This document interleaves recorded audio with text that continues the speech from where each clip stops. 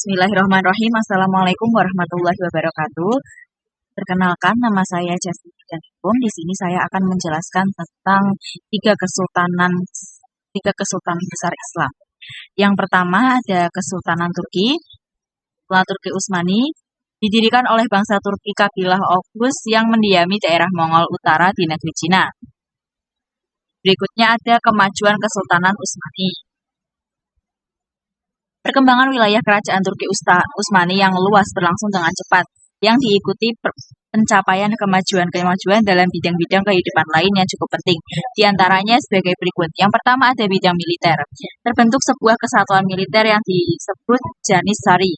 Yang kedua ada bidang pemerintahan. Sistem pemerintahan kerajaan didasarkan pada sistem feodal. Bidang agama dan budaya. Kebudayaan Turki merupakan perpaduan antara kebudayaan Persia, Bizaitun, dan Arab.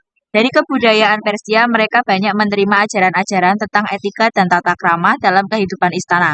Organisasi pemerintahan dan prinsip-prinsip kemiliteran mereka dapatkan dari kebudayaan Bizantium.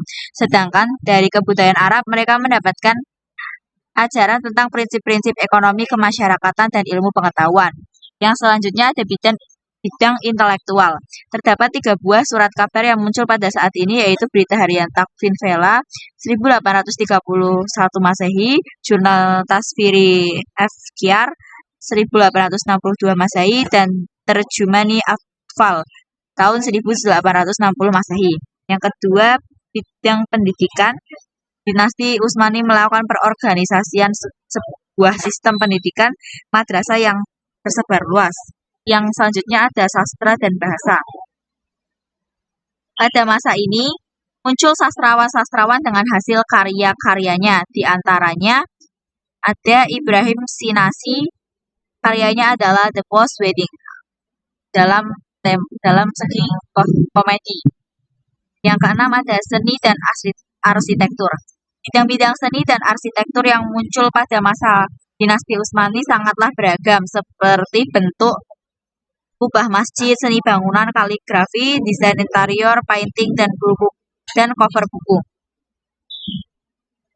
Faktor-faktor keruntuhan Kesultanan Turki Utsmani ada 2, yaitu faktor internal dan faktor eksternal.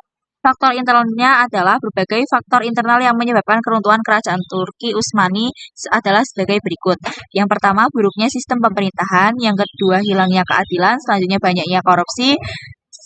Yang keempat, meningkatnya kriminalitas. Yang kelima, heterogenitas penduduk dan agama. Yang keenam, kehidupan istimewa dan bermegah-megahan.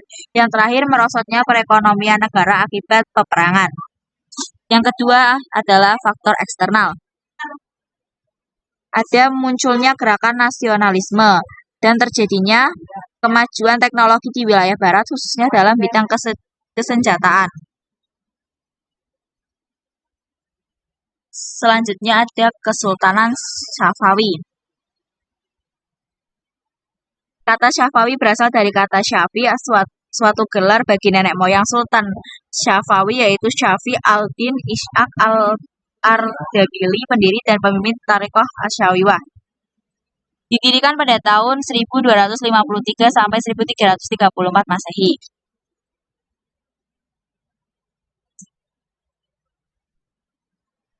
Selanjutnya, perkembangan Kesultanan Safawi. Kemajuan yang dicapai dinasti Safawi tidak hanya terbatas di bidang politik, tetapi di bidang lain. Kesultanan ini juga mengalami berbagai kemajuan. Kemajuan itu ada antara lain sebagai berikut. Yang pertama ada bidang sosial. Di bidang sosial mengadakan pembenahan administrasi dengan cara pengaturan dan pengontrolan dari pusat. Yang kedua ada bidang agama. Abbasi menerapkan paham toleransi atau lapang dada yang sangat besar. Yang ketiga ada bidang ekonomi, salah satu jalur dagang laut antara negara timur dan barat yang biasanya diperebutkan oleh Belanda, Inggris, dan Prancis akhirnya menjadi milik kerajaan Safawi. Yang keempat ada bidang ilmu pengetahuan. Tradisi keilmuan terus berkembang. Yang terakhir ada bidang seni. Bidang seni, kemajuan terlihat dari gaya arsitektur bangunan seperti Masjid Shah yang dibangun pada tahun 1600 3 Masehi. Selanjutnya, keruntuhan Kesultanan Syafawi. Ada beberapa penyebab kemunduran dan kehancuran dinasti Syafawi. Di antaranya adalah sebagai berikut.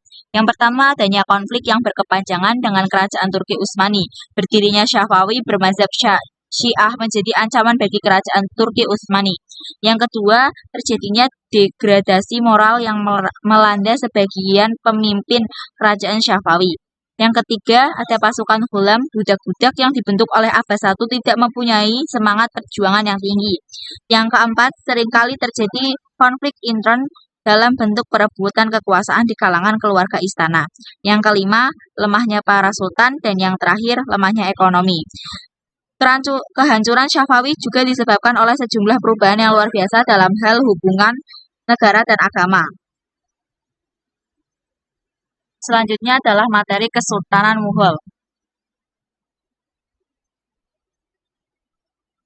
Kesultanan Mughal merupakan kelanjutan dari Kesultanan Delhi, sebab ia menandai puncak perjuangan panjang untuk membentuk suatu imperium India Muslim yang didasarkan pada sebuah sintesa antara warisan bangsa Persia dan bangsa India. Kesultanan Mughal ini didirikan oleh Zahiruddin Muhammad Babur pada tahun 1526 sampai 1530 Masehi. Kemajuan yang dicapai Kesultanan Mughal. Yang pertama, di bidang politik dan militer. Sistem yang menonjol adalah politik Suh el-Kul atau toleransi universal. Yang kedua, ada bidang ekonomi, memajukan pertanian terutama untuk tanaman padi, kacang, tebu, dan rempah-rempah, tembakau, dan kapas. Yang ketiga, ada bidang seni dan arsitektur. Ciri yang menonjol dari arsitektur Mughal adalah pemakaian ukiran dan marmer yang timbul dengan kombinasi warna-warni. Bangunan yang menimbulkan ciri ini antara lain benteng merah, istana-istana, makam kerajaan, dan yang paling mengagumkan adalah Taj Mahal di Agra. Yang keempat ada bidang agama. Kesultanan Mughal mencapai suatu fase yang menarik di mana pada masa itu Akbar memproklamasikan sebuah cara baru dalam beragama, yaitu konsep din-i-ilahi. Keruntuhan Kesultanan Mughal. Raja-raja pengganti Aurangzeb merupakan penguasa yang lemah sehingga tidak mampu mengatasi kemerosotan politik dalam negeri. Tanda-tanda kemunduran sudah terlihat dengan indikator sebagaimana berikut. Ada faktor internal, tampilnya sejumlah penguasa lemah, terjadi perebutan kekuasaan dan lemahnya kontrol pemerintahan pusat. Dan yang kedua ada faktor eksternal, terjadinya pemberontakan di mana-mana, seperti pemberontakan kaum Sikh di utara, gerakan separatis Hindu di India Tengah, kaum Muslimin sendiri di timur, dan yang terberat adalah invasi Inggris melalui EIC. Dominasi Inggris diduga sebagai faktor pendorong kehancuran Mughal. Pada waktu itu, EIC mengalami kerugian. Untuk menutupi kerugian dan sekaligus memenuhi kebutuhan istana, EIC mengadakan pungutan yang tertinggi terhadap rakyat secara ketat dan cenderung kasar. Karena rakyat merasa ditekan, maka mereka baik yang beragama Hindu maupun Islam bangkit mengadakan pemberontakan. Sekian penjelasan yang dapat saya sampaikan, semoga bermanfaat. Apabila ada kesalahan kata maupun kekurangan dalam penjelasan materi, mohon dimaafkan. Wassalamualaikum warahmatullahi wabarakatuh.